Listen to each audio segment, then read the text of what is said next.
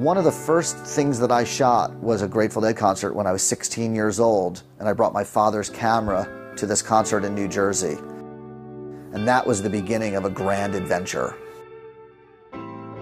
When I first went into the darkroom that I built in my mother's basement and developed those early photographs, and all of a sudden Jerry Garcia is coming up through the liquid soup of the chemistry in that tray, it was a magical moment. There was something that drew me into it and said, keep going, keep doing this. Over time, it had evolved into this thing where I realized that I was documenting, from a historical perspective, a big part of pop culture history. And so what started out as a hobby and something fun turned into a life for me. I've had the opportunity to work with many amazing artists. I've worked with the Grateful Dead, Tom Waits, Joni Mitchell, Carlos Santana, Neil Young, Dave Matthews, Sammy Hagar, and the list goes on and on and on.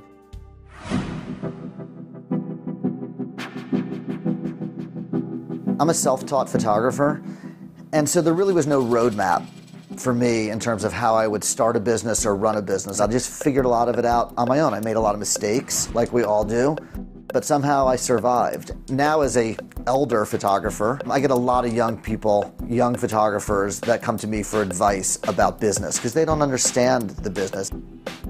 There's so many aspects of being a pro besides having a good camera, and that's what sets people apart. Acting professional when you're dealing with clients is super important. They want to know you have that business license. They want to know that you have insurance. They want to know that they can trust you to still have their images on a hard drive in 6 months or a year. I get jobs from ad agencies and design firms and corporate clients, and sometimes the first thing they ask me is, can we get a certificate of insurance? So being able to call my agent and get that certificate of insurance in 24 hours is really important, because otherwise I would lose that job.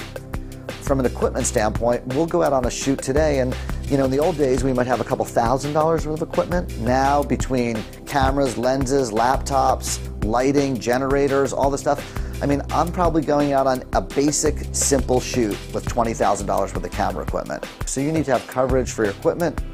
You need to have coverage on the liability side because you do not want to be exposed to any kind of risk. A few years ago, I started producing and directing video at music festivals, concerts, and things like that. I saw a video on YouTube from a show at South by Southwest 2 years ago where a jib, which is one of those big camera cranes, collapsed and fell. They had too much weight on it, too big of a camera for the jib, and it fell right on top of the audience. And I don't ever want to be that guy. But if it happened under my watch, I want to make sure that I'm insured.